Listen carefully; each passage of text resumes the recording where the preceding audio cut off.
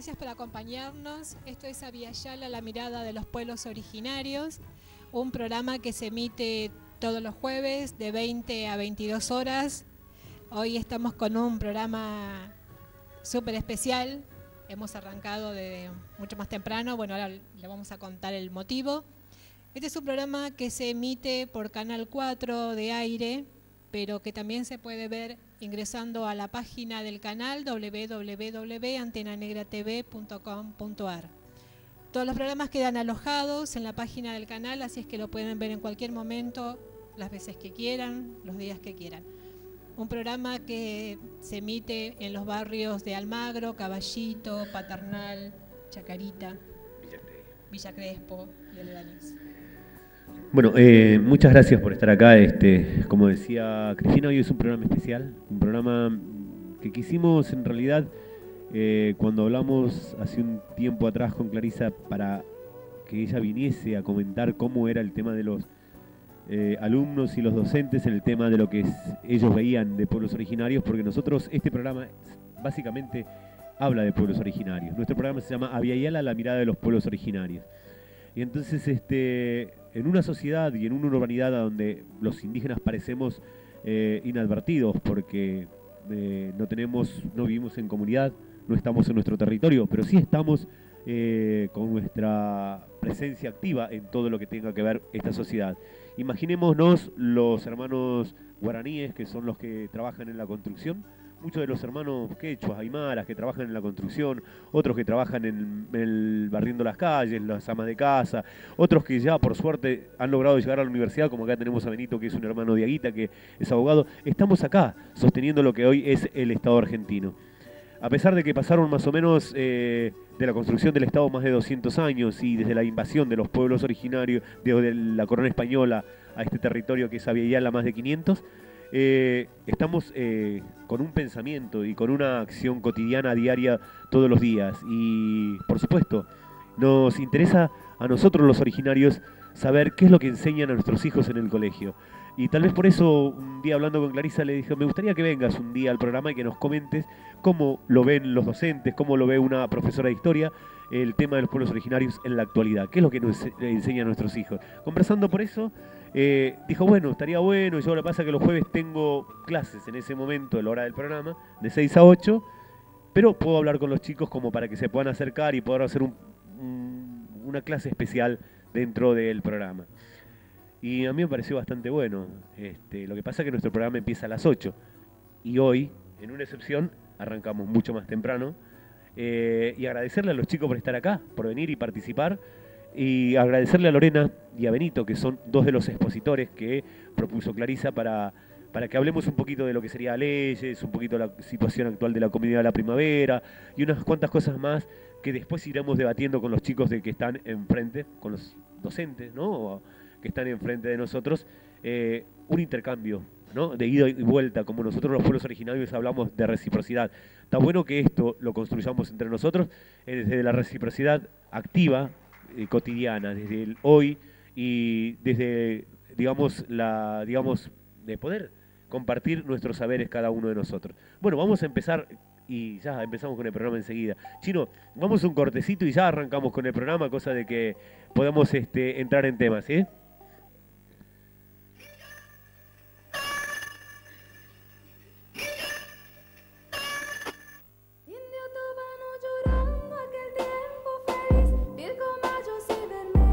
Llorando por mi campamento de mi raza de América de mi raza de Yaguareté, es la América es la América es la América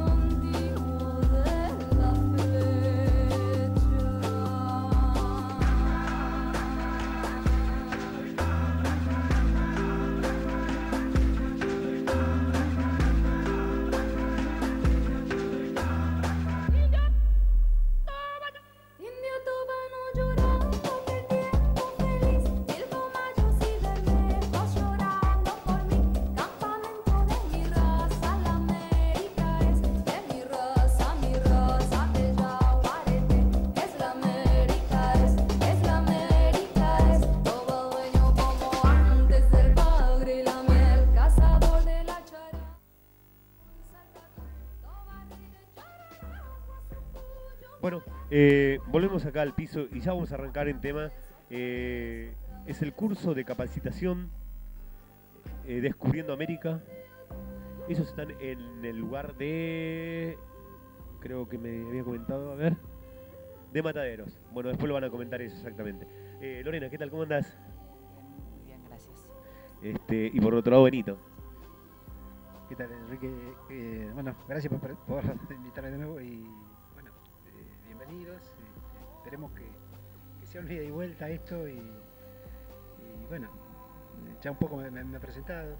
Soy de origen de Guita Calchaquí, soy abogado y bueno, no sé, estamos acá también en esto de concientizar, defender a nuestros pueblos, a nuestros hermanos y sobre todo a nuestra madre tierra.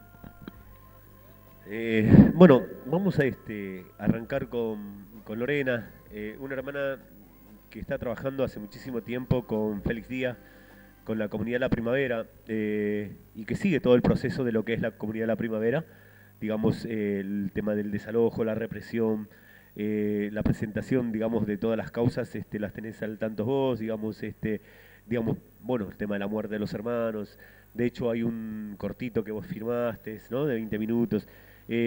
Bueno, eso, querríamos más o menos saber eso, qué es lo que pasa con la primavera, cómo empezó el tema de la primavera, cuándo fue todo eso, como para entrar y la gente sepa cuál es la situación actual de la primavera, ¿no? Bueno, muchas gracias a Clarisa, a vos, a todos por esta invitación. Me presento un poco, Clarisa me pidió que me presentara. Mi nombre es Lorena Cardín, soy antropóloga de la Universidad de Buenos Aires, docente de ahí en la facultad y doy clases desde hace un par de años y trabajo en la comunidad hace 10, 11 años. Clarisa me había pedido que hiciera una intro un poco más general y engancharlo con la comunidad, si te parece. En general, y hablando también a los docentes, ¿no? Yo pensaría, cuando uno está pensando en los pueblos indígenas o originarios, que ya es todo un tema de debate, pero yo voy a llamar los pueblos indígenas en relación a la normativa indígena, que así los llama, con la problemática de la tierra, del conflicto territorial, me parece que es crucial en esta temática. Y la lucha por la tierra, por el territorio, tiene que ver con el despojo, con la conquista, con la colonia, y cómo las distintas instituciones fueron fragmentando el territorio de los distintos pueblos en toda América Latina, no es algo particular acá en la Argentina. Ya digo, desde la colonia, cómo los iban dividiendo en distintas administraciones políticos que los dividían, que les sacaban tierra, con la República de los Indios allá entonces, luego en el siglo XIX con las repúblicas, ¿no? Siguió ese proceso de fragmentación y despojo, y bueno, la lucha comienza desde ese entonces. En los últimos años, ya las últimas décadas,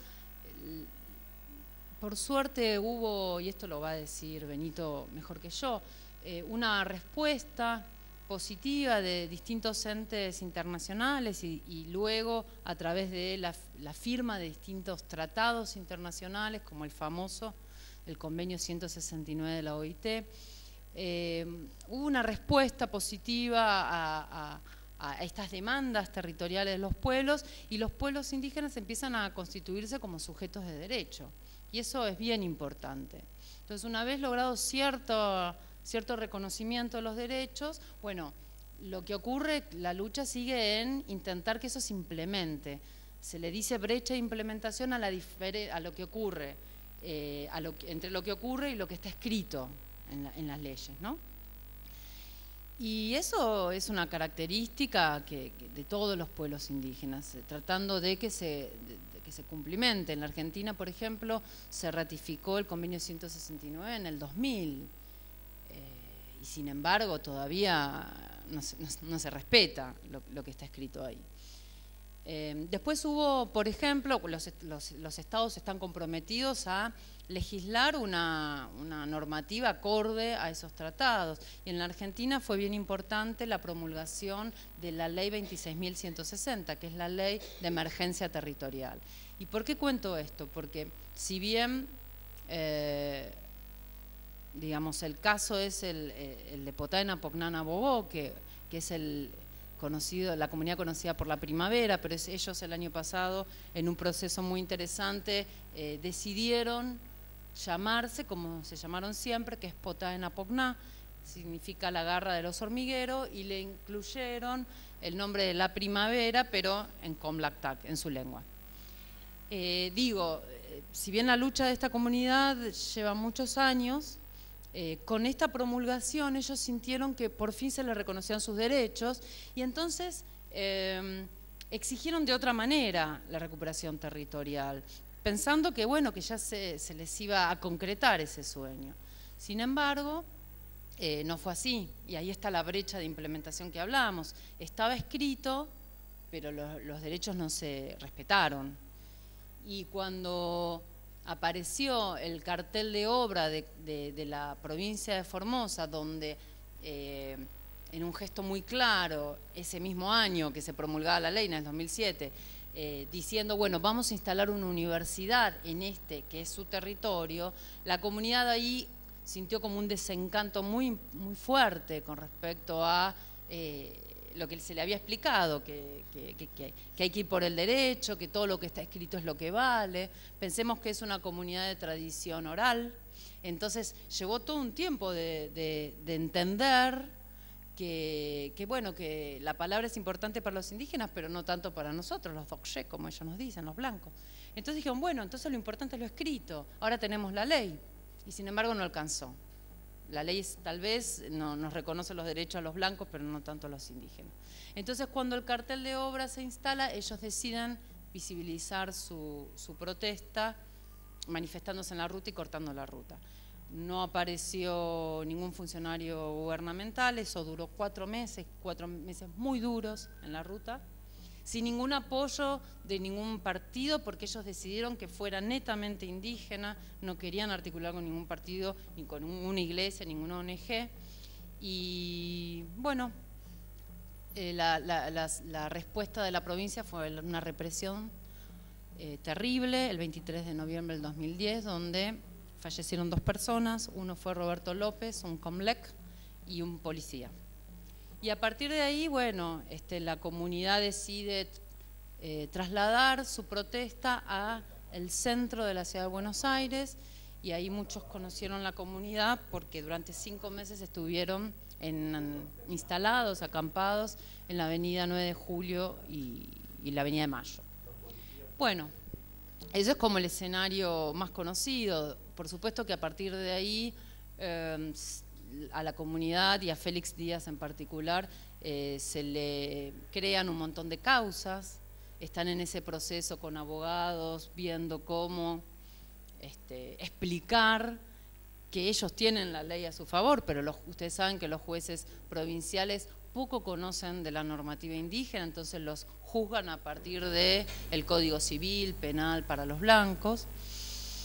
Y a partir de ese acampe y esas huelgas de hambre se instala una mesa de diálogo con el gobierno nacional y el gobierno provincial que fueron muy poco fructíferas. Lo único positivo fue que el gobierno nacional monitoreó una elección dentro de la comunidad.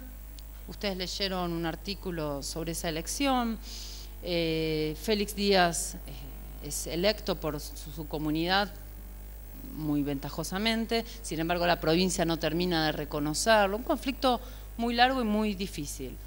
En la mesa de diálogo no sirvió y la vía jurídica llegó a la instancia de la Corte Suprema por el caso del territorio, y el 7 de marzo fue la audiencia y digamos, esto es lo último los últimos hechos, y es que ahora la Corte Suprema convoca a las partes nuevamente para el 27 de este mes, y bueno, estamos todos a la expectativa a ver si Frente a la Corte Suprema es un escenario mucho más ventajoso para la comunidad porque frente al Gobierno Nacional, el Gobierno Nacional no terminó de desligarse o de instalarse como un árbitro neutral y estuvo, digamos, no resolvió nada. Esperamos que la Corte Suprema, como la instancia jurídica más alta del país, pueda ser un árbitro neutral y que conozca la normativa indígena. Así que ese es un poco el paneo rápido y veloz por una historia que es muy larga, muy compleja, de muchos actores y sintetizada en pocas palabras, digamos, ¿no? No sé si quieren hacer alguna pregunta. Si quieren ir a algunas preguntas o...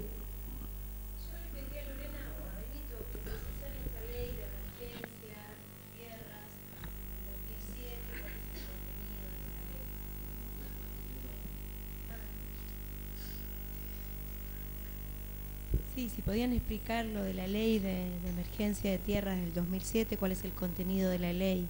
Mira, si querés contarlo vos. Mira, antes de llegar a la ley de emergencia, que también tiene una historia muy larga de lucha, porque acá nadie regula nada, me gustaría hacer todo un pantallazo de cómo se fue dando la legislación, con los diferentes procesos. Ya no vamos a atribuir el derecho colonial, sino en lo que fue la República. Sabemos, ustedes conocen los procesos independentistas, cómo se fueron dando, o sea, los antecedentes de emancipadores, de Tupac, Amaru, en que terminó todo esto.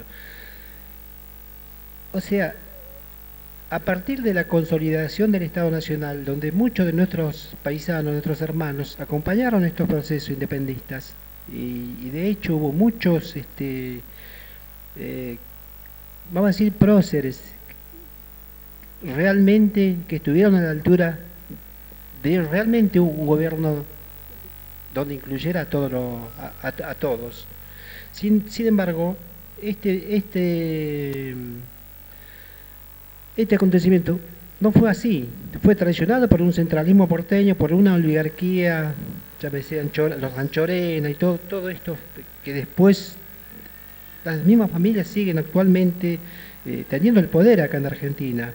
Y en ese hecho seguramente ustedes habrán visto las propuestas de Belgrano, de San Martín, sobre una monarquía indígena. Casualmente, el hermano de Tupac Amaru, el hermano menor, es el que Belgrano proponía para este cargo, ocupar en esta Nobel República. Que estuvo mucho tiempo en Europa, lo traen a Buenos Aires y ahora muere acá, está enterrado en la Recoleta. Y por ahí también es parte de esta historia no oficial, que fue olvidada por la historia oficial. Pero yendo al hecho concreto del derecho, con la consolidación ya de los procesos internos, las luchas internas, ya llegando a la Constitución del 53, ¿qué decía la Constitución del 53? Proveer el trato pacífico con los indios y convertirlo al catolicismo. O sea, directamente ponía en manos de la iglesia evangelizar, o sea, lo que venían haciendo hasta ese momento. No hablaba de derechos, no hablaba de nada, o sea, que los cosificaba. Cuando llega a consolidarse, como decía, el Estado después del 53, después de todas las guerras internas, y empiezan a mirar ya los territorios ocupados por nuestros pueblos. Es así que se empiezan a dar las campañas mal llamadas del desierto, donde conviene decir, volviendo a estos principios que se ha propuesto el Estado argentino de eliminar la esclavitud de 1813 y todo adelante, otra vez con la campaña de Roca, no solamente fue un genocidio, porque está documentado que la isla Martínez García fue usada como centro de concentración por un horno que había construido Sarmiento ahí, para lo mismo que hicieron los nazis, incinerarlos. Se probaron vacunas, o sea, incluso al igual que en el 76 muchos cadáveres que no daba abasto ese horno fueron a parar a las costas de Uruguay, o sea, las quejas. Creo que acá también, al igual que otros genocidios, se han dado los mismos parámetros. Pero no solo eso, sino también vuelve la esclavitud a este Estado.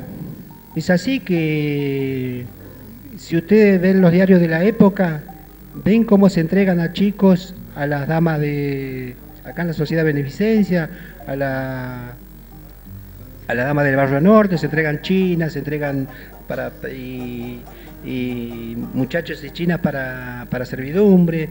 Después a los hombres, los que no fueron a Martí García, se los separaban de su familia, los mandaron a los ingenios azucareros. O sea, hubo un muy dolorosa, un proceso muy doloroso, que afortunadamente ahora, merced a muchos actores, no solamente indígenas, sino a historiadores, ya que están escarbando en todos estos archivos, todo sacando a la luz esta otra historia. Creo que esto también debe ponerse blanco sobre negro y ver quiénes realmente fueron los próceres y quiénes realmente trabajaron en contra de este país para un puñado de grupos concentrados, porque esto que ha llevado todo este genocidio, la apropiación de los territorios, ni más ni menos, en pocas manos, que esto continúa actualmente y es el gran problema, no solamente de Argentina, sino toda Latinoamérica. Y también por ahí muchos de estos conflictos no se resuelven justamente por eso, que en esos territorios están todos los mal llamados recursos naturales, que nosotros llamamos bienes comunes. O sea, tiene esta lógica de no cumplirlo justamente por eso. Pero yendo a esto, le decía que en el 53 prácticamente era muy poco, mejor dicho, iba en contra de cualquier derecho de nuestros pueblos. Recién se empiezan a dar las primeras políticas indigenistas en el Congreso de Pascuaro de 1940, donde se juntan todos los países del continente, que casualmente acá se celebra el Día del Indio Americano. En ese Congreso todos los estados plantean formular políticas para incorporar a los indígenas al sistema económico de los países. Creo que esto enseguida de estos congresos, los congresos interamericanos indígenas, siguen hasta 1980 más o menos. Estos congresos lo que ha llevado es a la integración, la asimilación de los pueblos indígenas a los estados, o sea, la desaparición de los indígenas como tales, como pueblo, sino integrarlos a los estados, como llámase argentino, boliviano, chileno, brasileño, o sea, no indígenas, no pueblos indígenas, sino nacionales de... Estas políticas, si bien muchas de estas políticas fueron a veces planteadas con buenas intenciones, pero el resultado iba a ser la desaparición de nuestro pueblo como tal. Después, como lo decía, estas políticas se implementaron hasta el 80 en casi todos los países. Los últimos fue en Chile, el último congreso interamericano indígena.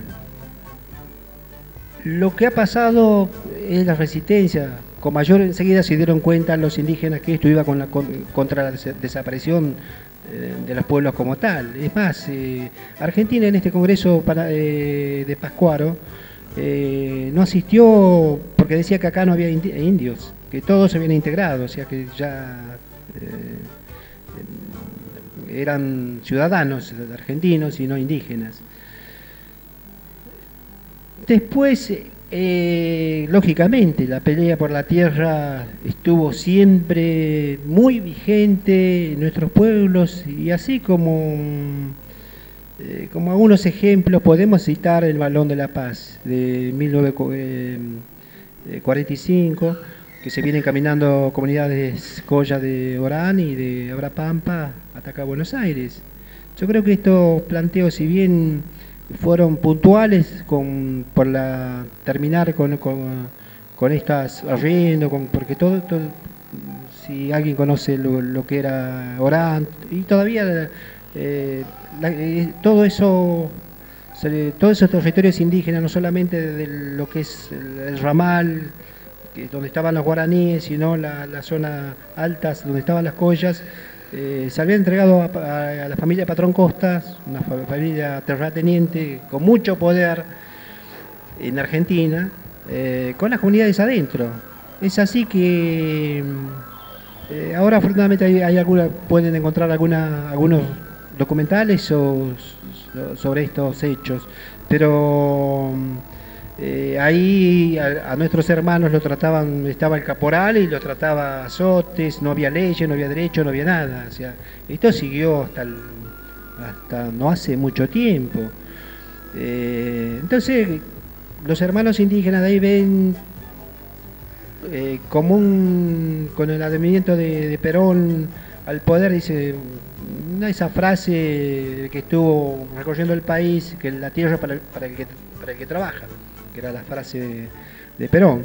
Entonces se vienen y dicen, bueno, acá este puede ser una oportunidad de este hombre que nos escuche. Por eso se vienen caminando, y es más, uno de los hombres de Perón, Bertonazo, los acompaña. Lógicamente, cuando llegan acá, los diarios de la época lo ven, que toda la avenida de Mayo estaban al costado, lo recibían, y en cada pueblo prácticamente fue un hecho muy trascendente en la época, y la Plaza de Mayo estaba lleno cuando llegan acá a Buenos Aires, y Perón tenía muy hábil políticamente, lo hace subir al balcón y le pregunta a qué vinieron. Bueno, queremos nuestra tierra. Y bueno, ahí dice, denle por hecho. Pero sin embargo, creo que esto también tiene que ver con la historia argentina. Enseguida lo manda al Hotel de los Inmigrantes y después recibe la fuerte presión de la sociedad rural, de toda la oligarquía terrateniente. Es así que pasaban los días, tuvieron semanas y nada. Creo que es significativo también que lo manden al Hotel de los Inmigrantes, porque hasta ese momento también había un decreto donde determinados pueblos, los mapuches por ejemplo, tenían que pasar por migraciones, o sea, los hijos de esta tierra, argentinos, nacidos acá, tenían que pasar por migraciones para determinados trámites administrativos. Esto Perón después lo deroga. Pero esto existía en ese momento, eran los derechos que existían.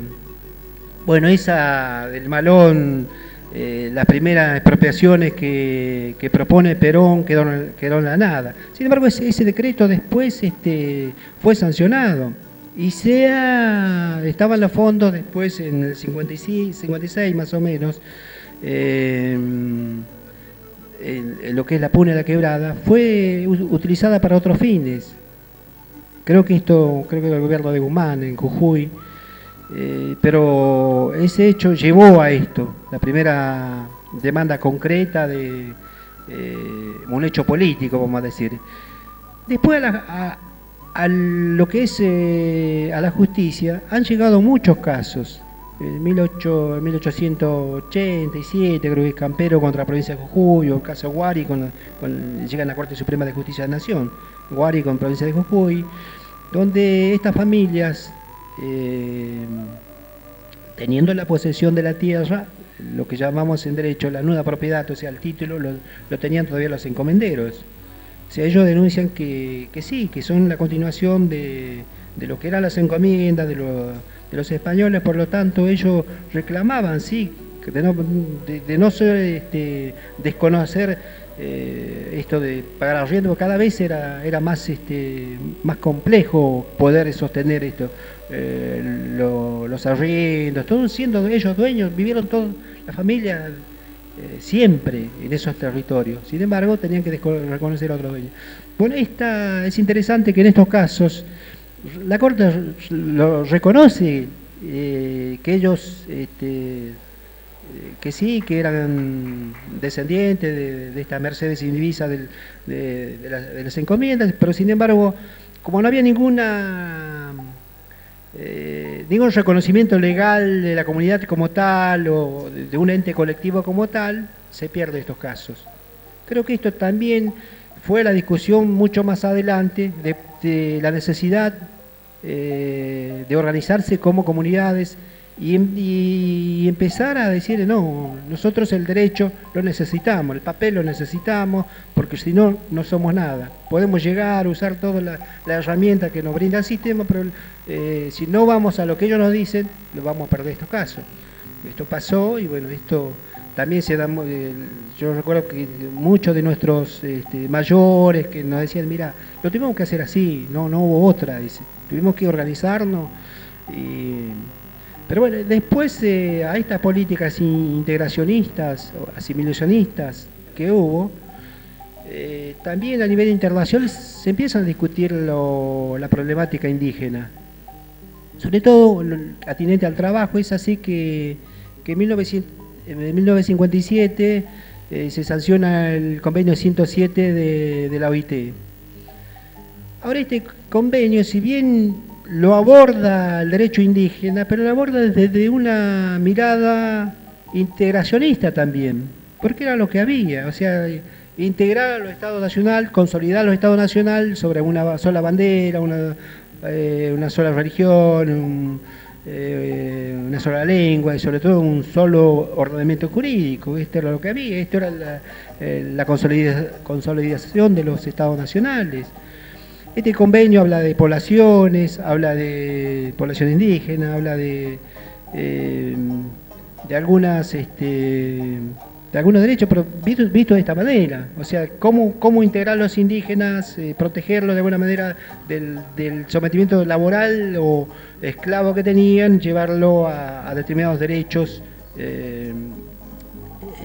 a los derechos económicos, sociales, y de alguna manera cultural también, pero de esta mirada integracionista.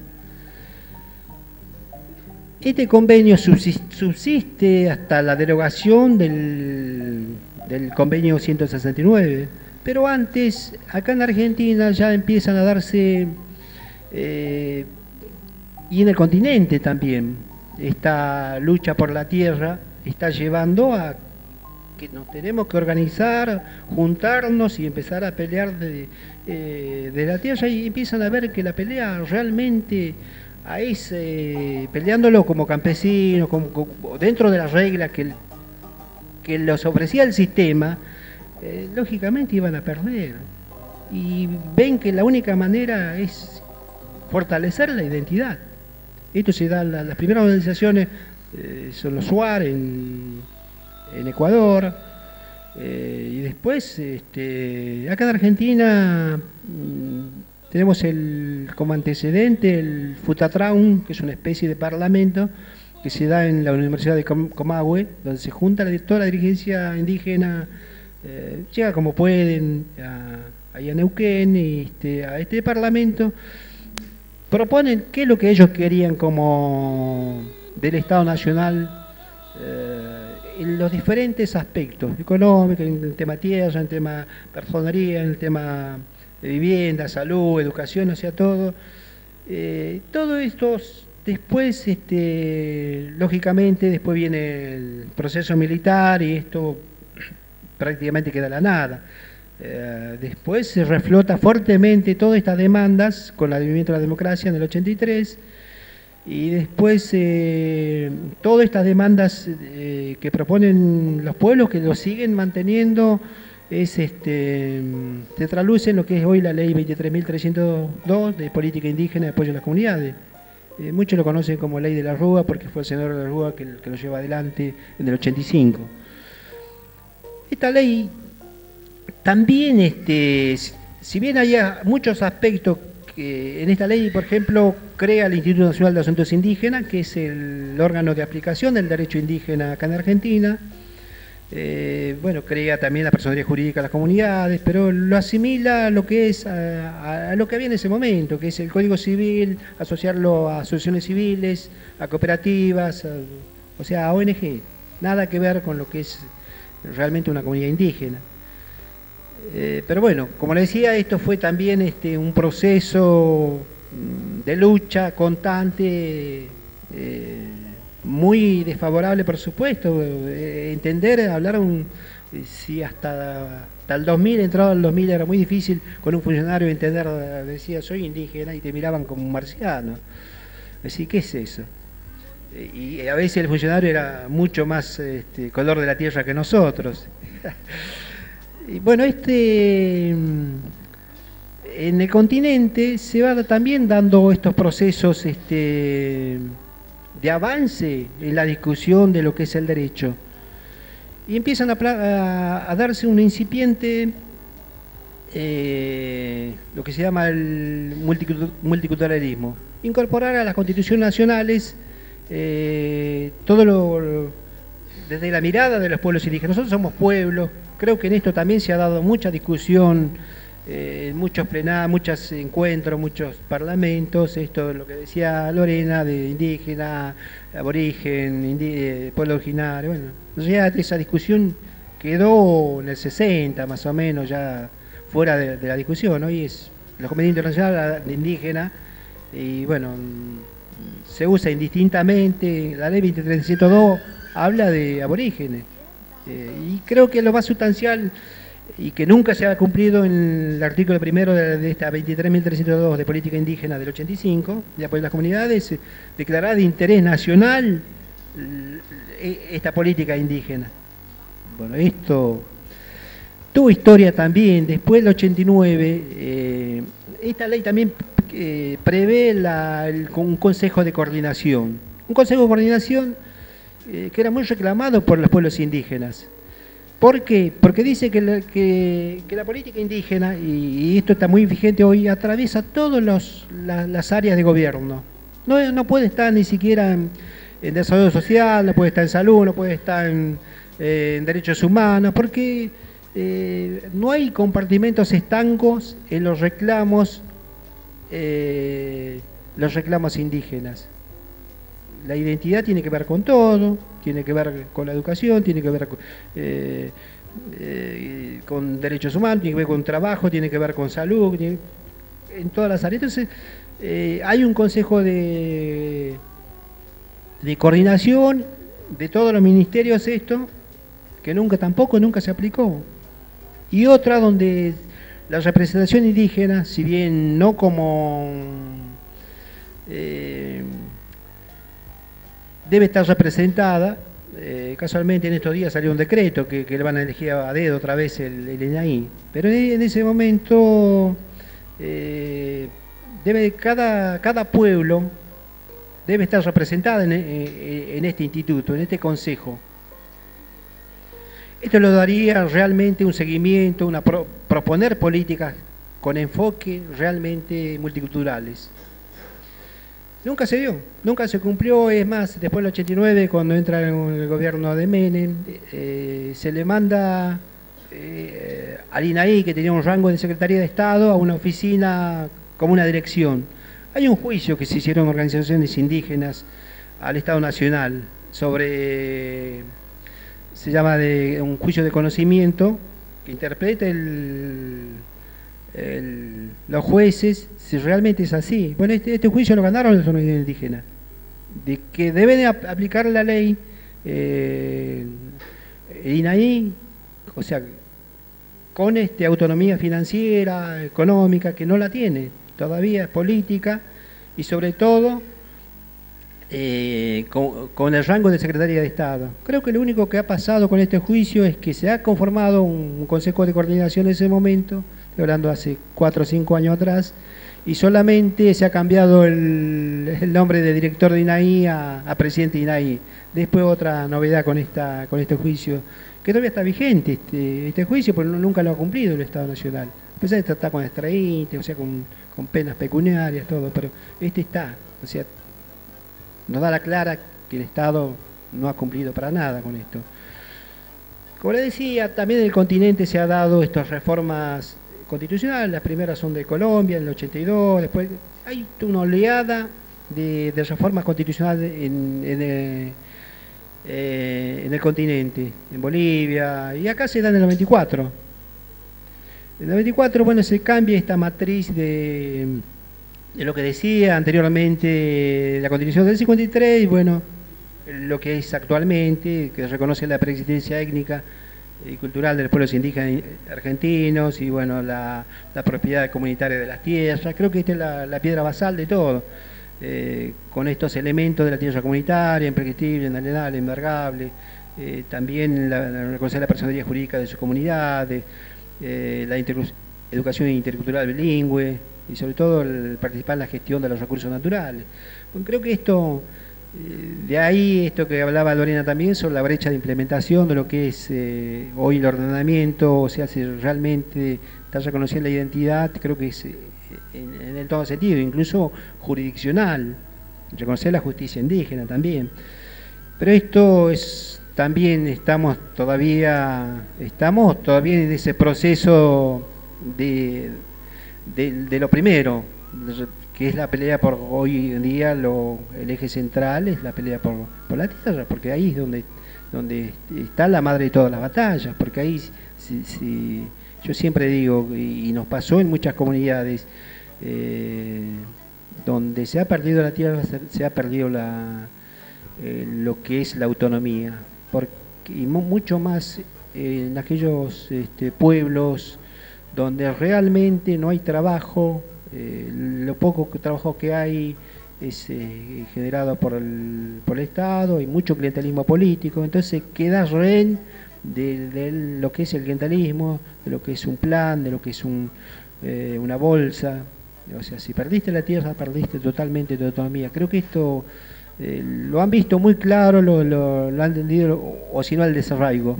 Ir a parar a las periferias de los pueblos, de las ciudades, y terminar hacinados en estas ciudades. Y bueno, esto lo han entendido, y es así que en los últimos años hay fuertemente una resistencia, no se entrega más nada, o sea, no es más como si vienen con un papelito, tenés que irte, no, hay resistencia, y hoy podríamos hablar más de 500 conflictos territoriales, podemos hablar más de 1000 hermanos con proceso judicial, judicializados. En los últimos años tenemos más de 11 muertes en la lucha por la tierra, sumado a los que ya mencionaba de los hermanos está el hermano Chocobar en los Llaguita, están los 3 que murieron en Jujuy, la lucha de la comunidad guaraní, el hermano de Santiago. O sea, hay infinidad de hermanos que han perdido en esta de la lucha por la tierra, y aquellos que todavía que han tenido muertes accidentales, entre comillas. Hay muchos dirigentes también que están denunciados como pedido de esclarecimiento de muertes dudosas, dirigentes que se han enfrentado, se han parado a decir, mirá, esto acá nuestro derecho es este. Bueno, esto, como le decía, la Constitución ya cambia notablemente, y acá también se ha dado esta discusión de esto de ser parte, o estos debates de tenemos que estar porque si no quedamos afuera. Muchos decían, no somos dueños de la tierra, somos parte de la tierra. Y bueno, no, si no estás ahí, creo que los más viejos lo tenían claro, si no estás ahí, como lo decían estos juicios que llegaron a la Corte, la perdimos porque no estábamos ahí, no estamos en los papeles. Hay que pelear por la identidad, pero también hay que estar en los papeles. Bueno, esto lo entendí, hoy no se discute más. Yo creo que estos saltos se han dado, y se podría decir que ya en toda Latinoamérica, todas las constituciones hablan de Estado, que sería vamos a decir, un tercer estado de los estados multiétnicos y pluriculturales. Y después, y así a nivel normativo internacional, bueno, también no es poca cosa que se haya incorporado al mismo nivel de la, como parte de la Constitución Nacional, todos los convenios de derechos humanos, principalmente el Pacto de Derechos Económicos, Sociales y Culturales, derechos civiles y políticos, porque ahí también habla de libre determinación de los pueblos. Creo que esto también hay que mirar, verlo desde la mirada indígena, o sea, con, va a decir, en clave indígena. Mirarlo, es que actualmente se están releyendo todos estos instrumentos internacionales, sobre todo en clave indígena. Los fallos de la Corte Interamericana de Derechos Humanos, todo esto, apuntan a esto.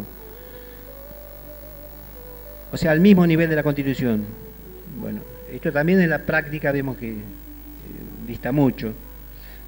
Otro instrumento fuerte que cambia toda esta mirada es, como le decía, la incorporación del Convenio 169, que se da por el 89 a nivel internacional. Argentina lo ratifica en el 91 por la ley 24071, pero tarda 10 años en hacer el depósito. Recién en el 2000 hace el depósito. En esos 10 años hubo muchísimo movimiento indígena. Decían, no, ¿por qué no? Porque no, si no era obligatorio para el Estado Nacional. Incluso jornadas, todo, en todos los documentos que el Estado argentino ratifique, haga el depósito del Convenio 169. Creo que esto, creo que en todos los documentos figuraba como punto 1, ratificar. Pensábamos que era el paradero, que es la panacea, vamos acá, con el convenio se acabaron todos los problemas. Bueno, otra es la realidad. Finalmente en el 2001, este convenio lo que hace, cambia en 180 grados lo que es el convenio 107. Acá, o sea, el paradigma ya no es integracionista, ya habla de pueblos, si bien le pone un candado al término pueblos, pero habla de pueblos, incorpora principios esenciales que hoy lo están, en todas las demandas los pueblos indígenas lo llevan adelante, que son los principios de consulta y participación, el consentimiento libre y informado previo, o sea, cualquier iniciativa administrativa o legislativa deben consultar a las poblaciones indígenas, a los pueblos indígenas. Sobre todo la mirada que le pone al concepto de tierra y territorio, ya no solamente los espacios donde están las comunidades, sino es mucho más amplio el concepto de territorio, aquellos espacios que no solamente lo ocupan, que muchos pueblos nómades suelen ocupar para invernada o para mariscada, como llaman los pueblos selváticos. Bueno, todo esto está contemplado en este convenio. Creo que ahí habla también del derecho penal, incorporar preceptos propios de las culturas indígenas. Pero bueno, una cosa son las leyes y otra es los jueces, lo que están aplicando en la realidad.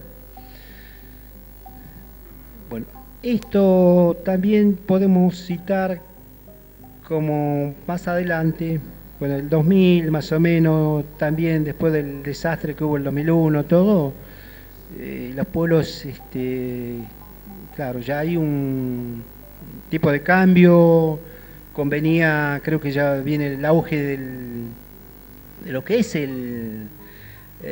conviene trabajar la tierra, bueno, el auge de la soja. Y creo que acá empiezan los grandes problemas para nuestras comunidades. 2001, 2002, 2003, 2004.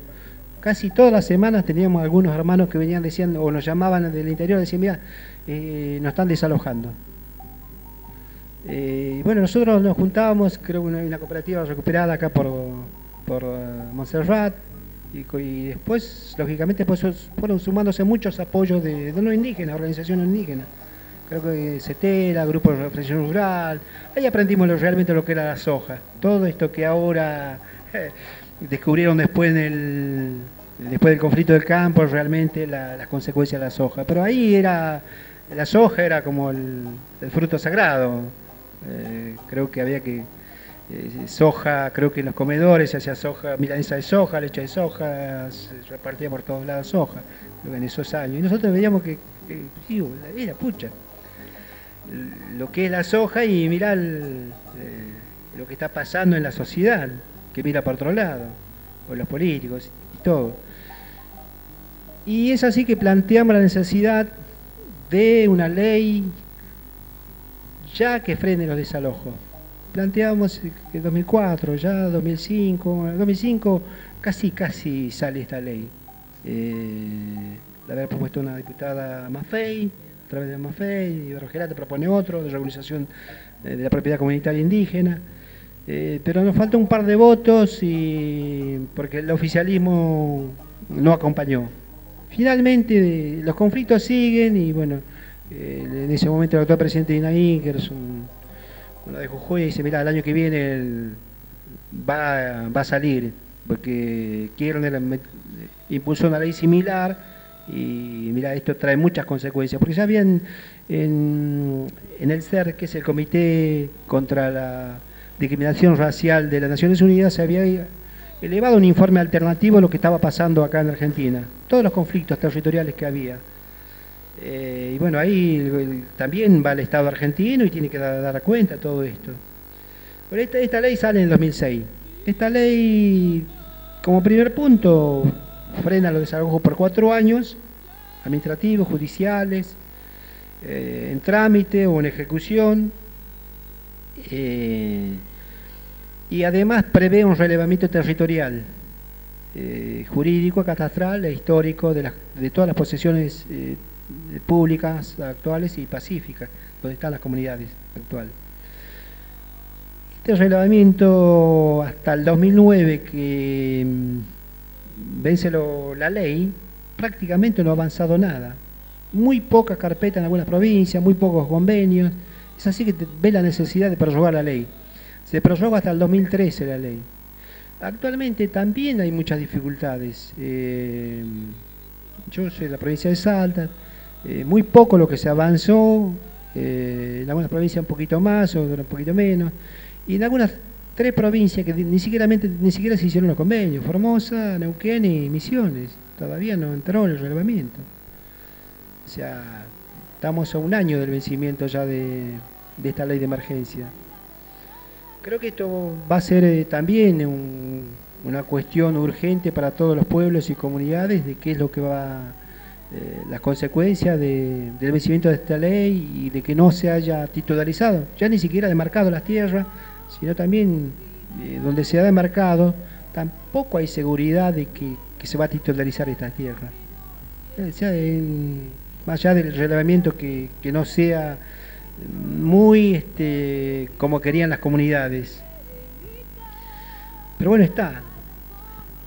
Y después, como otro instrumento internacional que lleva más de 30 años, llevaba en Naciones Unidas, es la Declaración de Naciones Unidas sobre Pueblos Indígenas, que sale en el 2007. Fue muy resistida esta declaración, llevó más de 30 años de implementarla. Incluso yo recuerdo que allá por el 2005, Argentina se venía absteniendo en Naciones Unidas sobre esta ley, esta declaración, porque decía que iba a afectar derechos porque esta declaración habla también de la libre determinación de los pueblos indígenas, y que esto podría afectar los reclamos de Argentina sobre Malvinas. Nada que ver. Se le ha explicado que esto no tenía nada que ver. Bueno, finalmente Argentina vota a favor de esta declaración también.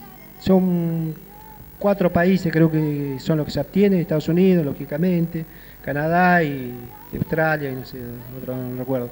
Pero fue ratificada por más de 170 países. O sea, es una declaración con mucha fuerza.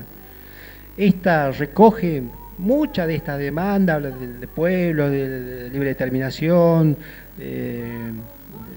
cabalmente recoge los reclamos de los pueblos indígenas, el derecho a identidad, el consentimiento libre e informado previo, todos estos principios esenciales de los pueblos indígenas son recogidos por esta declaración.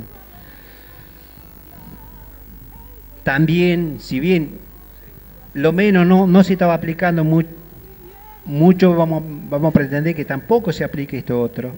¿Qué es lo que ha pasado en todas estas demandas en los juzgados? Yo lo que estoy viendo que acá en Argentina, y esto por ahí está en discusión con la nueva reforma del Código Civil, que muchos nos dicen, no, acá los jueces se forman en la universidad, te forman con un paradigma lógicamente capitalista, o sea, de una sociedad gobernante, de un sistema donde se sacraliza la propiedad privada.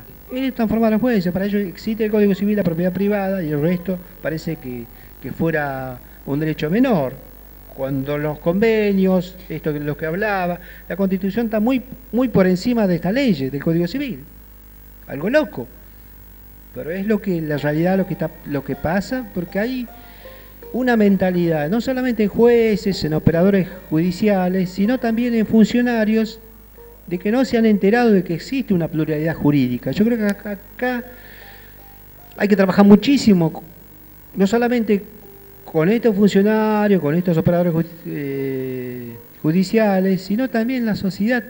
Tampoco no hay una mirada de que existe una pluralidad jurídica, de que existen pueblos, y muchos lo ven como si fuera un obstáculo para la consolidación, vamos a decir, de un Estado. No, y más aún, en el cuarto proceso, ya después del 2007, ya ni siquiera se habla de Estado pluriétnico y multicultural, sino se habla de Estados plurinacionales. ¿Qué es esto? Estados donde conviven un montón de pueblos, naciones, de que no hacen a la desintegración del Estado como tal. Al contrario, fortalece al Estado con todas estas miradas diferentes, aporta muchísimo para mí a la identidad de los pueblos como tales.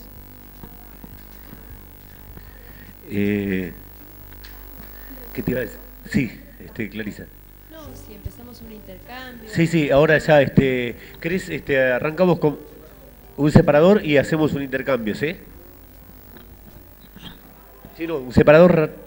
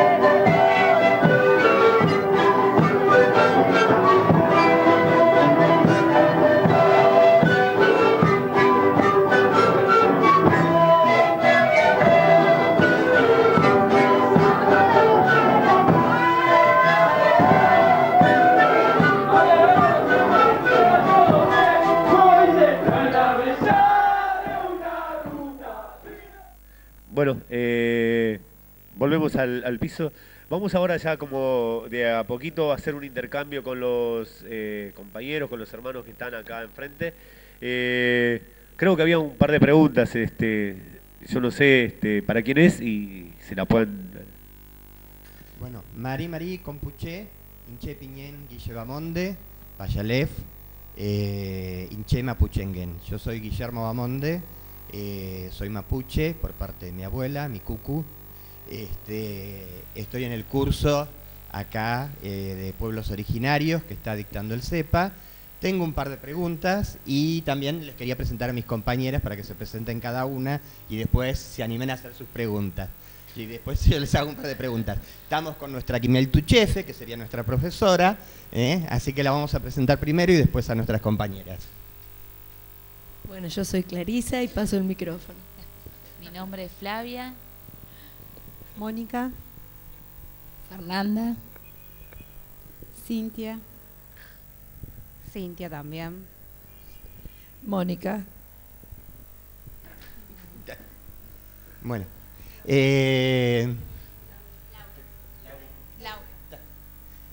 Bueno, voy a hacer un par de preguntas, pero también después me gustaría que mis compañeras comentaran qué es lo que pasa en las escuelas con los chicos, qué es lo que pasa con la enseñanza sobre los pueblos originarios, cómo está en la currícula, si se implementa, si no se implementa, qué es lo que pasa.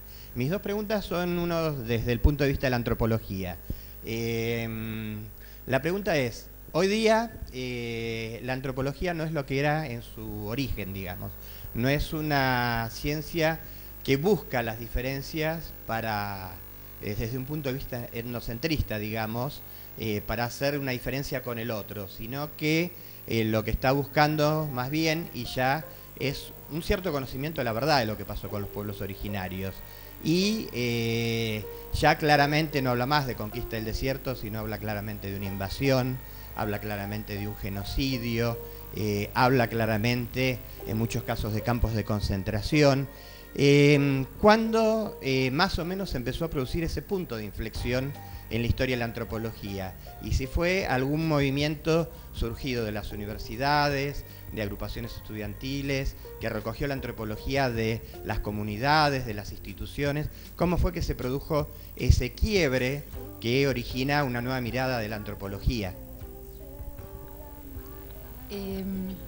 La antropología surge, sí, tiene una historia como negra, si se quiere, y sí, siempre se vinculó a la antropología como funcional a la conquista en distintos continentes, ¿no? A la colonización.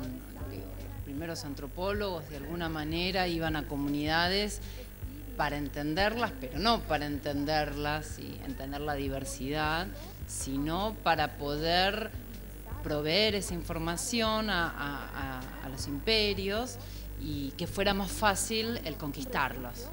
Entonces, claro, se iban los primeros etnógrafos a distintas comunidades y estudiaban la lógica, la organización social, política, las creencias, aprendían la lengua, etcétera, y esa información era fundamental para después poder manejarlos, controlarlos. La verdad que el proceso va con los procesos históricos de las sociedades, ¿sí? Entonces, en ese sentido, de a poco, bueno, se hace como una meta-reflexión, ¿no? Y de a poco se va entendiendo que, digo, de ese inicio al actual, bueno, pasaron muchísimas cosas.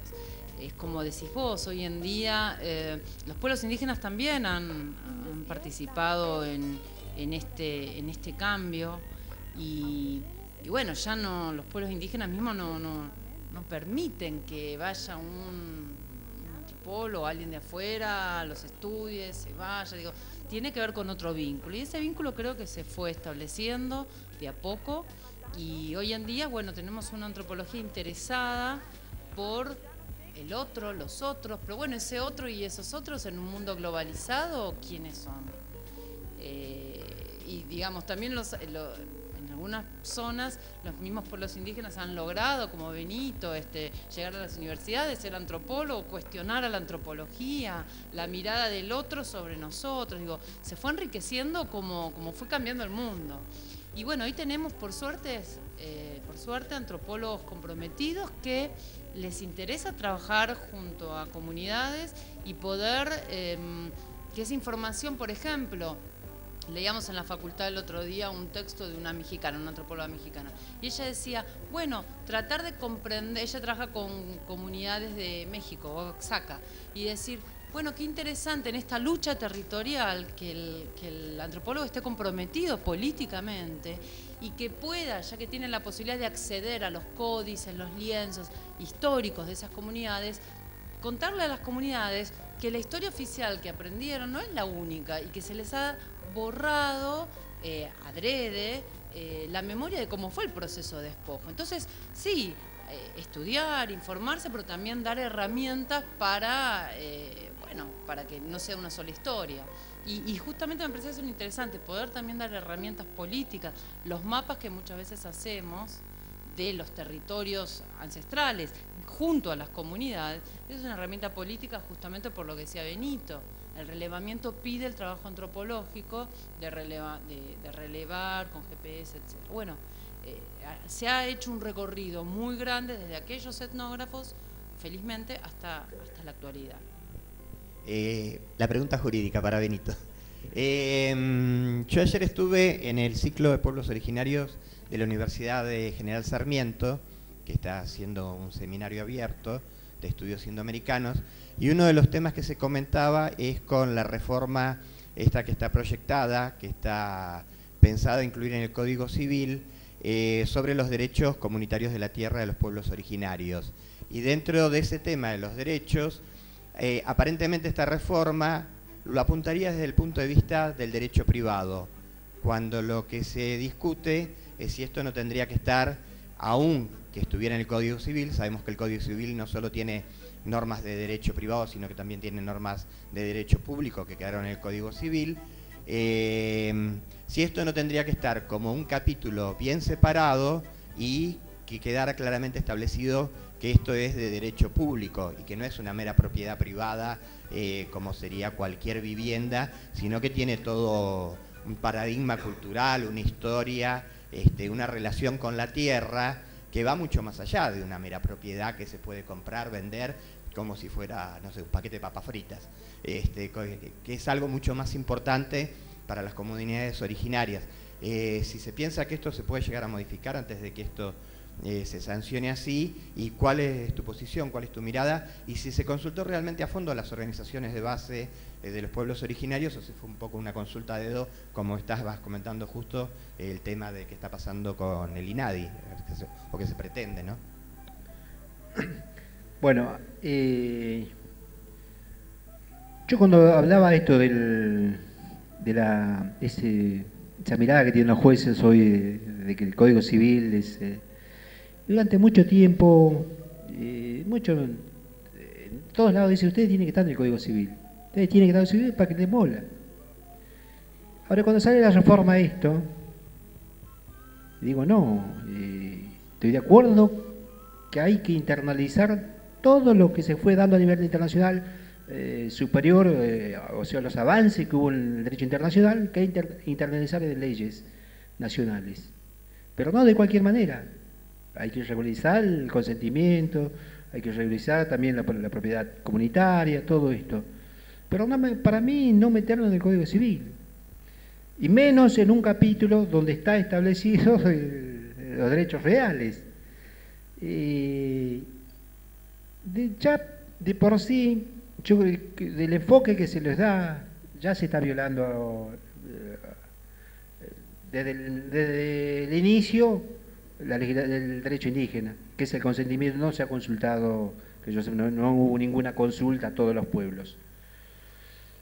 Después, yo creo que para mí, desde mi mirada, vamos a retroceder. Los últimos avances de los últimos 10 años va a quedar atrás si aceptamos esta reforma. La Constitución está reconociendo ya como pueblos. Nosotros somos sujetos de derecho público no estatal. Meterlo a los pueblos dentro de una regulación, de un capítulo de derecho privado, me parece que ya no hace falta mucho que... Después hay un montón de otras cuestiones, de la cuestión de seguridad de las comunidades rurales. Esto también nos pasa con los jueces. Nosotros teníamos el otro día un desalojo acá en José C. Paz. Y ya los jueces, para ellos, las comunidades son las que están afuera, no los que están acá. Esto, el comité de expertos, ¿viste? Ya esto hace rato ha dicho que no es así. No son los estados quien dice quién es y no indígena, sino el propio indígena. Y acá, esto va a acelerar con todo eso. Podemos discutir cada uno del articulado de esto, pero con todos los pueblos indígenas solamente. Sí. Yo quería preguntarles para cualquiera de los tres que quisiera responder, ¿qué implicancias tiene desde el punto de vista jurídico, legal y político que los pueblos sean reconocidos como pueblos, ¿sí? desde cuándo fueron reconocidos como pueblos, en alguna de las resoluciones que vos nombraste, pero para subrayarlo nuevamente, ¿sí? ¿Y qué implicancias tiene esto, el reconocimiento de los pueblos como pueblos, que es lo que acabas de mencionar? Bueno, creo que esto, las implicancias son enormes. Creo que a lo largo de la historia que yo lo recorría del ordenamiento jurídico, siempre y no han querido meter como clase de protegidas. Nosotros somos pueblos sometidos con una identidad diferenciada, con elementos muy específicos de una nación, de una nacionalidad. Lengua propia, identidad propia, espiritualidad propia. O sea, todo lo que hace una cultura propia, ordenamiento jurídico propio, filosofía propia. Los pueblos son naciones, pueblos, nacionalidades dentro de un Estado. Por eso hablaba de esta cuarta etapa, donde ya ni siquiera hablamos de como superado el multiculturalismo, sino de Estados plurinacionales. Creo que a eso tenemos que avanzar. No sé si alguna de mis compañeras quiere hacer alguna pregunta. Bueno, a ver, les voy a preguntar yo a mis compañeras entonces. Peor. Bueno, a ver, yo les puedo comentar lo que pasa en mi escuela, pero me gustaría que comentaran lo que pasa en las escuelas de ustedes con respecto al tratamiento, cómo se da, si se da nada más que 1 año, 2 años, cuán extensivo es dentro de la materia que sería sociales, porque son escuelas primarias en principio, el tratamiento sobre los pueblos originarios, con qué mirada, y si se le dedica a criterio de ustedes el tiempo suficiente o se lo ve desde todas las áreas que se lo podría ver. No sé quién se anima a contestarme.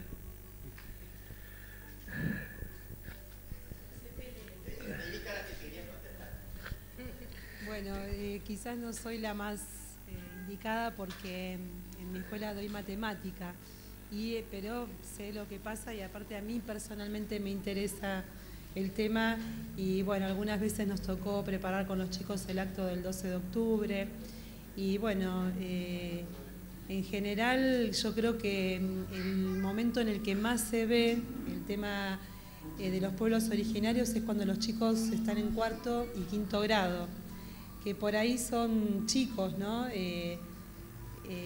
Yo tengo los grados grandes y con ellos por ahí se puede ampliar la mirada, reflexionar un poquito más acerca de lo que pasó y de lo que pasa con los pueblos originarios, ¿no? Pero bueno, así en general, en el colegio, por lo menos cuando llega la fecha del 12 de octubre, se le da mucha importancia y bueno, los chicos conocen muy bien la huipala, la izamos el día que hacemos el acto.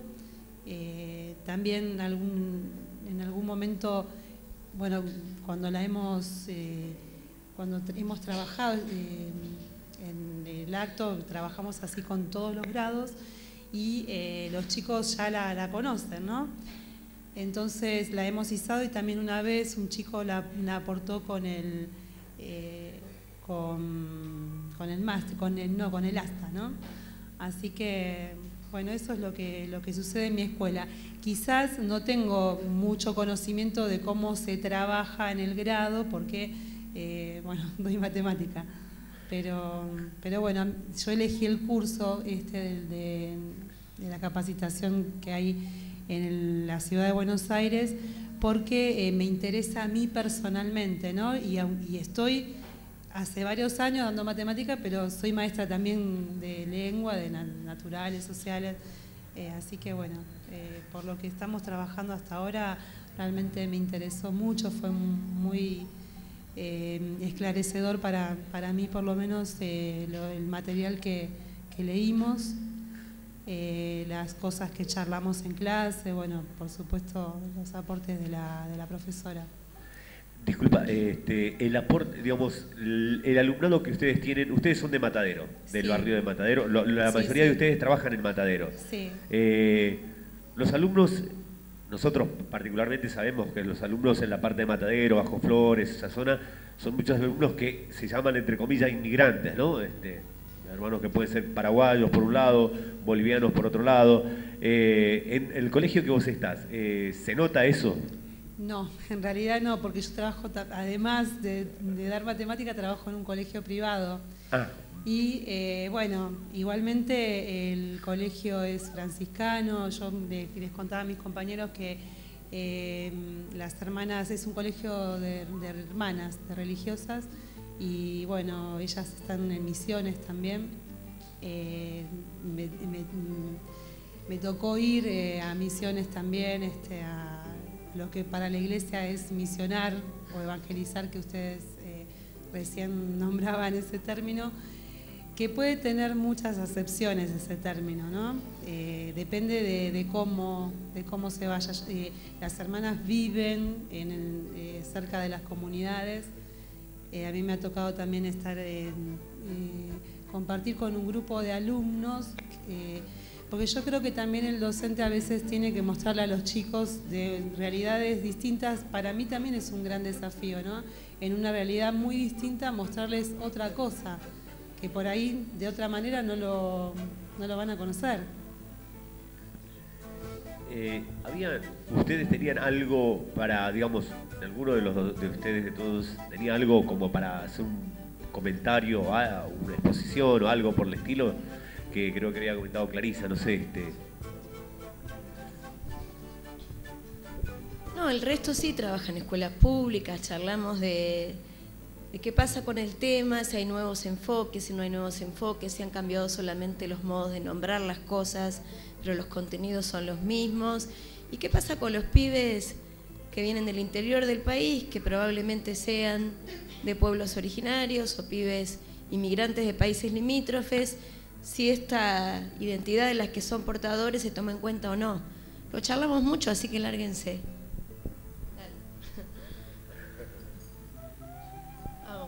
Vamos, Mónica. Bueno, yo estoy en una escuela que está lindante casi con Lugano. En nuestra escuela hay mucha comunidad boliviana y paraguaya especialmente. Más o menos será el 60% del alumnado. Entonces, este tema, si bien en lo que es manuales, lo que se llama clásicamente el manual, está muy atrasado en cuanto a contenidos, o sea, en los manuales se sigue presentando a los indígenas como vivían en chozas, etcétera. Las maestras ponemos mucho énfasis en cambiar esa realidad, porque los chicos nuestros vienen de esa realidad. Entonces es al revés, nosotras nos tenemos que interiorizar y esforzar quizás el doble que otras maestras, porque no solo tenemos que enseñarles, sino también tenemos que entenderlos, que es muy distinto. No es lo mismo enseñar un tema a un grupo que no tiene nada que ver con eso, que enseñárselos a un grupo que sí, porque inclusive también los padres a veces intervienen o colaboran, en este caso con los actos. Nuestra escuela, por ejemplo, para los 12 de octubre, los padres traducen el acto en varios casos en guaraní, o sea, se hacen los actos bilingües. Pero bueno, es todo un trabajo también extra del docente, que no es solamente que prepara las canciones o la animación, sino que es también un trabajo que empieza mucho antes de octubre. Y bueno, los docentes que trabajan ahí tratan de interiorizarse siempre más que el resto. Yo les quiero hacer una pregunta. ¿Esto es una bajada de línea de conducción que ya viene orgánicamente o es más bien iniciativa personal de los maestros en general? Generalmente es sale del maestro, que está acompañado, por supuesto, por la conducción, pero es algo que nace necesariamente así, por el tipo de comunidad que tenemos. ¿Puedo hacer una pregunta? Esto que decís que los manuales, te consulto, ¿los manuales siguen replicando una vieja lógica racista, te digo, con la que nos criamos, educamos nosotros? Ajá. Porque yo tenía entendido que que hay ciertos manuales, pero tal vez no todos, digamos, siguen una línea, si se quiere, más progresista, pero digamos, ¿es tu escuela que utiliza esos manuales o en general está ocurriendo eso en la provincia de Buenos Aires? No, generalmente los manuales, si uno los mira detalladamente, siguen manteniendo la mirada antigua de la conquista de América. Pero uno, busca y siempre hay otros textos, pero no es el general, o sea, no es con lo general que se trabaja. Puede haber poco material, pero bueno, tenemos que encontrarlo, porque en la generalidad se mantiene mucho con lo antiguo. Cambia a veces, te cambian la terminología como para decir está modernizado, pero en base es lo mismo. Y una preguntita, Clarisa, ¿en la ciudad de Buenos Aires es igual así? Porque digo... No, esto es la ciudad. Yo creo que los manuales han cambiado en parte el enfoque. Por lo menos algunos manuales han generado ruptura y otros manuales han replicado tal vez más o menos conscientemente esa ruptura. También hay que saber leer los manuales. A veces el cambio está, pero hay que poder leer ese cambio. A veces los docentes tampoco estamos tan preparados para poder interpretar ese cambio. No sé si se comprende, ¿no? Que hay un cambio de mirada o de paradigma, ¿sí? Que el cambio de nomenclatura está denotando, ¿sí?, toda una nueva manera de pensar el tema, pero si no podemos decodificar eso, si no podemos descifrarlo, interpretarlo, tampoco podemos entender que hay cambio. Claro, ¿sí? Porque fuimos educados con los otros manuales. Sí, porque por ahí no tenemos herramientas críticas para poder diferenciar el texto de un manual de otro, independientemente de que por ahí hay pervivencia de viejo paradigma. También, pero a mí me gustaría que muchos más comenten qué pasa con el tema, con los manuales, con las escuelas, con los chicos que provienen de los pueblos. Dale, muchos más que comenten, ¿no?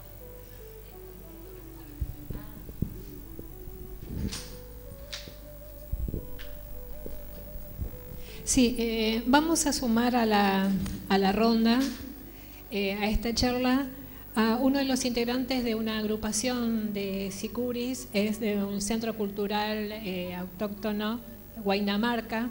Ellos son de la zona de Bajo Flores, ¿sí?, de Parque Avellaneda.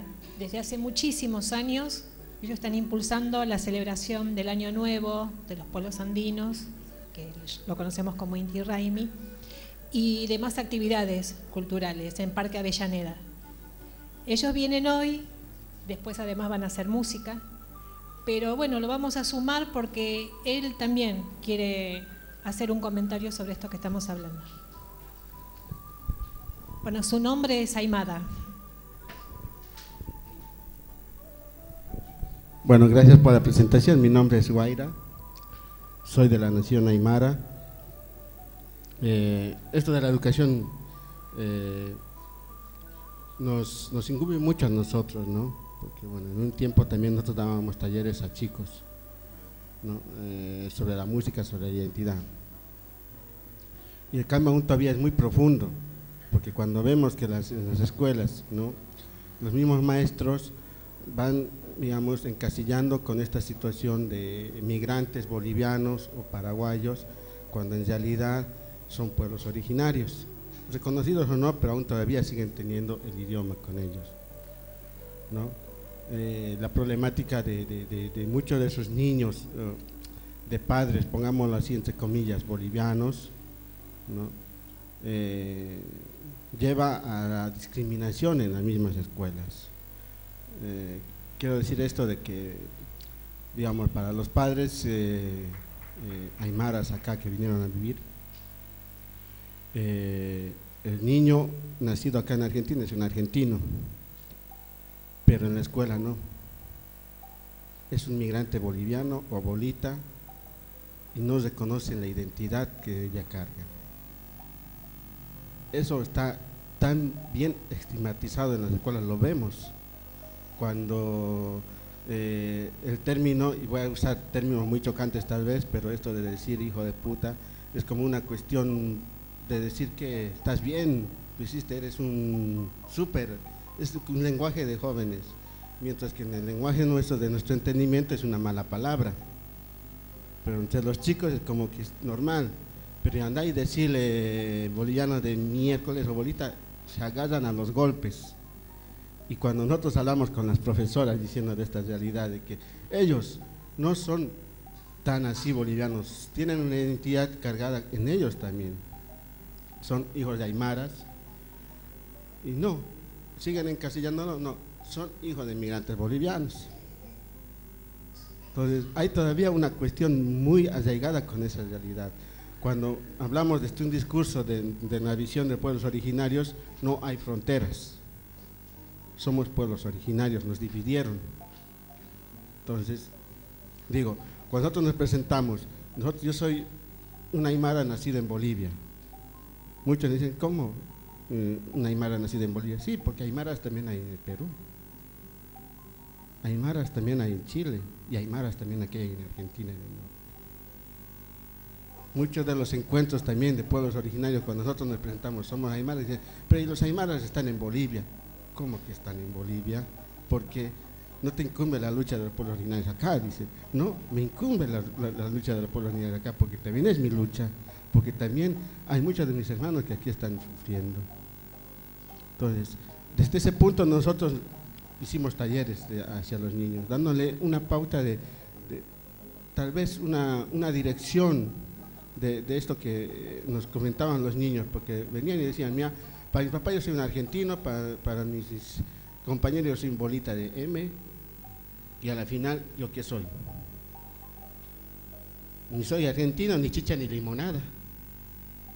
Lo que nos quedó a nosotros como grupo de música, rescatando el idioma, la música, toda esa cuestión, decirle de que él ante todo tiene un origen, y el origen lo saben tus papás. ¿Qué idioma hablan? Preguntarles.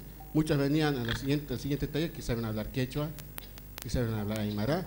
Bueno, esa es tu identidad, más allá de los estados, porque tanto Argentina como Bolivia tiene 200 años nada más, y nosotros tenemos una historia mucho más latente que nos arraiga con la tierra de acá, con la América. Cuando vamos con ese discurso hacia las profesoras, no, disculpame que nos cierran las puertas, o sea, medio que es muy chocante escuchar esto. Entonces, a mí, cuando veo que aquí hay profesoras, ¿no?, que están tratando de ver una visión diferente de educación, me place porque desde lo personal también uno ha asistido en foros en el INADI que se hablaba sobre el respeto para cambiar los textos de educación que hablaban del pueblo originario con plumas, lo pintaban así. Se hizo un gran debate. En la CETERA también se hizo otro planteamiento sobre el respecto, sobre poner, digamos, en las nuevas metodologías de enseñanza, cómo nosotros poder ingerir en la cuestión como pueblos para que cambie esto. Es costoso. Las directoras, muchas de las directoras son muy transversales, o sea, no transversales, sino muy cerradas, sí, muy metodológicamente estructuradas a la antigua. Y los profesores de música ni qué decir, porque cuando vamos con música nosotros dicen, ah, no, aquí está mi pega medio que peligrando, y no se abren, digamos, en lo que nosotros queremos aportar como pueblos originarios, no que nos vean como migrantes, porque somos acá, hemos nacido acá, no podemos decir que somos de otro lado, hemos nacido acá, esta es nuestra tierra, y en el Abya-Yala. Entonces, cuando nos catalogan como migrantes, decimos, bueno, políticamente, socialmente, nos catalogarán así, pero la lucha es de que nosotros nos reconozcan como pueblos originarios. Eso nada más. Si puedo comentar algo sobre lo que vos dijiste justamente, Bueno, hubo un funcionario, un alto funcionario público que en un momento dijo que había una inmigración descontrolada. Yo como mapuche estoy de acuerdo con eso, pero pienso que es toda la que vino después de 1492, la inmigración descontrolada. Independientemente que los pueblos originarios los recibieron muy bien, porque justamente el criterio era compartir la tierra, que no era la tierra de cada uno, no era una propiedad privada, era algo para todos. Entonces, y después la historia cambió, ¿no? Se dio vuelta y fue otra cosa y pasó a un genocidio completo. Les voy a contar un poquito de lo que pasa en mi escuela. En mi escuela yo estoy en Piedrabuena, está entre Ciudad Oculta, es el barrio Lugano, y el barrio Inta. Tenemos muchos chicos, antes teníamos muchos más chicos de origen quechua, a lo mejor, que hablaban quechua o aymara, y ahora tenemos muchos más chicos de origen guaraní. En general no hay una política de la escuela ni del gobierno con respecto a un tratamiento más integral del tema. Hemos tenido algún chico que solamente habla guaraní, incluso hemos tenido el problema que la abuela que lo traía le decía a la maestra, yo le digo que no hable guaraní, y la maestra, que está muy comprometida con el tema, que forma parte de una banda de Sicuri San Alberto, que es Mariana Lugo Silvestri, me dijo que les mandara saludos ya que estaba acá. Le dijo, no, pero ¿cómo le va a decir que no hable guaraní? Que hable guaraní todo lo que quiera. Tema que nosotros a lo mejor somos nosotros los ignorantes que no lo entendíamos. Entonces, cuando se les pregunta un poco a los chicos y se rasca un poco en la identidad, muchos son de Paraguay, se les pregunta quiénes son de Paraguay. Porque si a lo mejor uno pregunta directamente quiénes son guaraníes, nadie se autorreconoce en una de esas directamente como guaraní. Y después les preguntamos cuántos hablan guaraní. Y la verdad que hablan muchos y muy bien guaraní. Y nosotros hemos pasado videos con profesoras de plástica, de pueblos originarios, tratando el tema de educación artística, y hablaba una comunidad guaraní y los chicos entendíamos todo y nosotros no entendíamos nada. Entonces, ¿dónde está la ignorancia y dónde está la cultura, no? Es decir, hay una ignorancia total en general sobre la lengua, sobre las costumbres, sobre la cosmovisión de los pueblos originarios, que sería muy útil que se recuperara, porque no pasarían las cosas que están pasando a lo mejor con la deforestación y un montón de cosas más que están pasando con la discriminación. Entonces, cuando se habla del tema de fronteras, justamente, estos chicos en realidad son originarios, son pueblos originarios, no son gente que viene de otro país. Es una cuestión formal que impuso la mentalidad europea en este continente que, bueno, también la llamaron América. Que tampoco debería ser así. Entonces, pero bueno, en cuanto uno empieza a rascar un poco con los chicos, empieza a salir esto, empiezan a reconocerse y hablar. Tampoco hay, como no hay una política, no hay una educación intercultural en la escuela ni en general, porque yo mismo he pedido que me dieran al Ministerio de Educación a ver si me mandaban libros para sobre la lengua mapuche que había, y no, hasta ahora no tuve respuesta. Se empiezan a reconocer más y a reconocer las cosas, a reconocer cuando uno ve las cataratas, cuando uno ve las selvas, recuperan un poco más la identidad, pero no es una política, sino que es una cuestión de que van haciendo los maestros. Incluso entre los mismos maestros hay mucha gente que jamás habla de que son originarios, y cuando uno empieza a hablar y empieza a saludarlos hinchando un poco, ¿no? Uno viene para lo que llamamos Inti Raymi, o que nosotros llamamos Huetripantú, el año nuevo, mapuche, aymara, inca. Nosotros le preguntamos a algunas maestras, jorobamos, los saludamos, le decimos Mari Marí, y hablamos un poco. Al rato empiezan a salir que hay maestras que la abuela era guaraní, que ella hablaba guaraní. Tuvimos un maestro que era de Santiago del Estero y hablaba las dos lenguas, guaraní y quechua. Y empieza a surgir un poco este tema, pero los mismos maestros a veces que tienen una identidad originaria no la asumen plenamente. Es como que no hay una afirmación fuerte de esa identidad cultural como pueblo originario en general. Que también sería bueno reconocerse y reconocerla. Hay muchos de nosotros, yo estoy en un curso en el Centro Universitario de Idiomas, y basta con mirarnos a la cara. Bueno, a mí a veces no se me nota tanto, ¿no? Pero basta un poco mirarnos a la cara y nos damos cuenta que en realidad la mayoría somos originarios. Salimos un poco de la capital federal y no es un enclave europeo, todo el país. El resto del país es muy distinto y la mayoría que son peones rurales, que son trabajadores, que están en el campo, que han sido segregados, que han sido torturados por los grandes ingenios, las grandes multinacionales. En realidad la mayoría son todos pueblos originarios. Lo que falta es empezar a revalorarse uno mismo, a reconocerse y a tratar de despertar en el resto esa inquietud. Me parece que eso es lo que falta, pero no es una política que venga una bajada de política oficial. Es como que si no hacemos nosotros un poco esto, no lo va a hacer nadie por nosotros. Eso es un poco lo que me parece. No sé si alguien más quiere agregar algo. No, creo que hace rato conocíamos un poco un pantallazo de la historia que se fue dando. Para llevar adelante los exterminios, lógicamente necesitas una justificación. Esta justificación, en la práctica, fue la estigmatización de llevar al indígena y ahondar aún más la diferencia. Indígena como pobre, como ignorante, como esto de la generación del 80. Creo que esta discriminación, esta negación o esta carga negativa todavía se sigue manteniendo aún en las comunidades. Yo creo que lo que hay que cambiar esta visión no viene desde el gobierno. Yo creo que hay muy buenas experiencias de docentes en la provincia de Buenos Aires donde están trabajando fuertemente, valorizando las identidades. Yo creo que hoy en día ya no cabe el justificativo de una obediencia debida de bajar una historia oficial que no es tal, una historia mentirosa. Hoy aquel docente no puede ampararse en esto, que hace 20 años no había tantos materiales.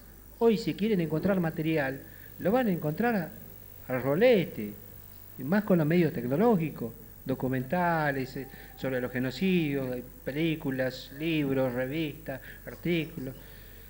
Creo que está en el trabajo del docente de empezar a ahondar realmente en la valorización de una identidad propia de este país, que no es tal que nos contaron desde el discurso oficial de que los argentinos descendíamos de los barcos.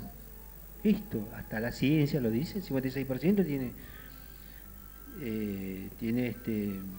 origen indígena. Por eso hay que trabajar sobre esto que yo decía, la pluralidad jurídica, no solamente en los funcionarios, sino también en la sociedad. Y esto yo creo que es el trabajo de las escuelas, donde realmente, porque son los chicos los que realmente no tienen hoy prejuicios. A un grande, a un funcionario, ya no le vas a cambiar la cabeza. Yo creo que hoy cabe sobre la cabeza del docente empezar a trabajar fuertemente en una realidad que es tal, no aquel del discurso, aquella de la construcción que nos dijeron durante mucho tiempo algunos gobiernos o algún funcionario que decía no, el guaraní paraguayo, el colla boliviano y el mapuche chileno. ¿Y el indígena argentino cuál es? O sea, yo creo que los pueblos, hace 10.000 años que están acá, los estados nacionales, 200 años, no podés dividir un pueblo con fronteras políticas, y menos aún donde ya los estados están avanzando a procesos de integración, delegando la Constitución en órganos supranacionales. O sea, la cuestión de la historia oficial, esto de yo creo que esto ya no hay cabida en el docente. Tiene que empezar a contar realmente que los indígenas, los 30 y pico de pueblos que están en el país, que están en sus territorios, viven, tienen su cultura fuertemente, practican, están y tienen sus problemas. ¿Y cuáles son sus problemas territoriales?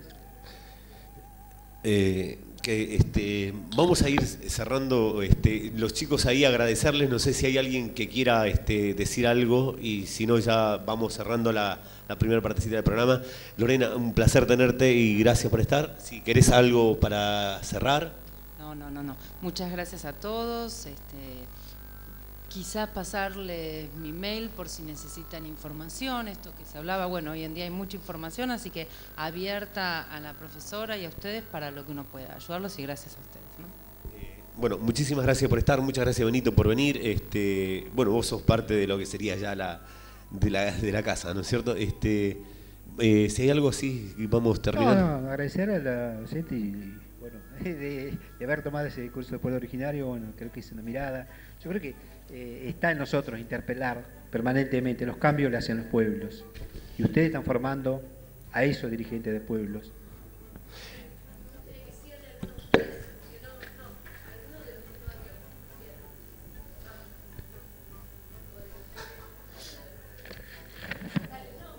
No sé, a ver.